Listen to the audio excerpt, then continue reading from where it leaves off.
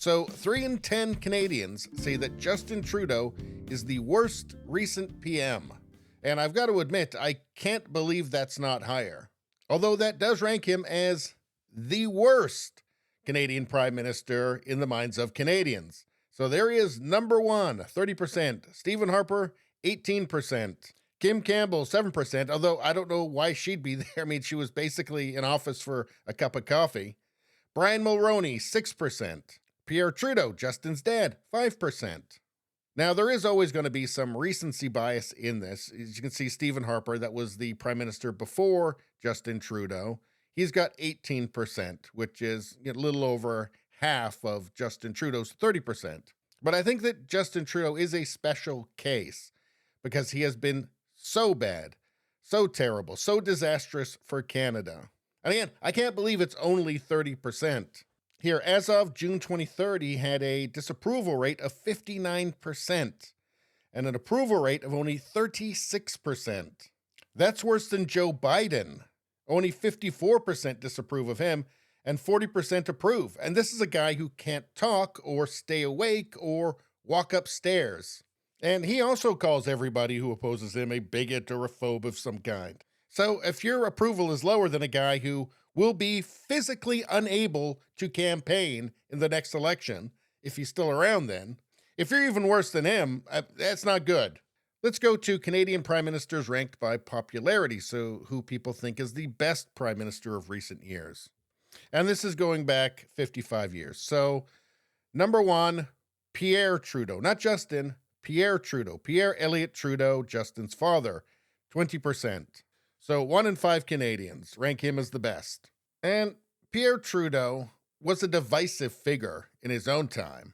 But there's one thing that you can't say. You can't say that he was an idiot. He wasn't. He was an intelligent man, and he was genuinely charismatic. Whatever you think of his policies, he wasn't Justin. Justin Trudeau is a pale shadow of his father. The only thing he inherited from Pierre was the name. And the name is the only thing that got Justin elected prime minister in the first place. And of course, the media is the only thing that's kept him there. And then next you've got Stephen Harper at 17%. So his popularity and his unpopularity are about the same, 17% and 18%.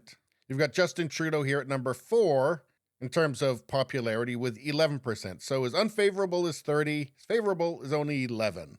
And that 11%, I think, is about the percentage of people that are incapable of ever making a rational decision. But I will say it again, I can't believe it's only 3 in 10. Canada is a different place from when Justin Trudeau took over, and not in a good way. Canada is worse in every single way, economically, socially, in terms of health care. The country has never been as divided as it is now. We've never had a prime minister that viciously attacked millions of Canadians with slurs and false accusations the way that Justin Trudeau has. I mean, this is a guy who said that Canada doesn't do mandates. Canada doesn't do vaccine mandates. A few months later, if you're not for them, you're a racist and a bigot and all the rest of it. All coming shamelessly from the man who can't tell us just how many times he actually wore blackface.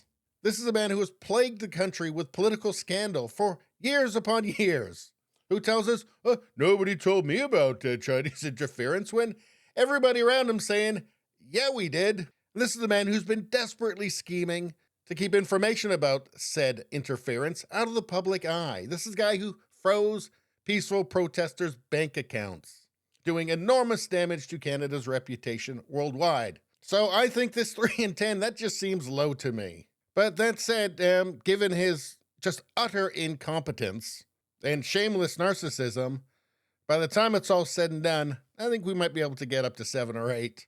Anyway, please subscribe, like, and share. Sharing really helps me out. I thank you for that. I will see you next time.